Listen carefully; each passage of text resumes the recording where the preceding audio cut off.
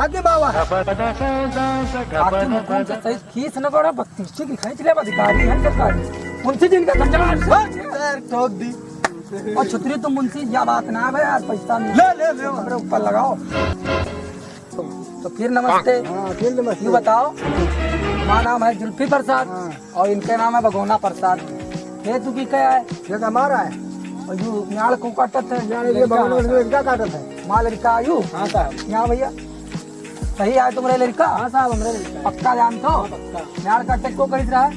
इन्हें कहीं ना मेड़ काटे के अरे यार मुंशी की छतरी हमरे पे लगा यार तो कही रहा है इन्हें तो कहीं ना काटे के तुम कह रहा हो हाँ साहब काहे कह रहा हो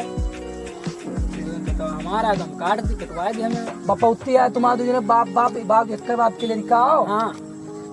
तो फिर सही बटनारा नाय बा है नहीं साहब बाबू कमाए वाला है यार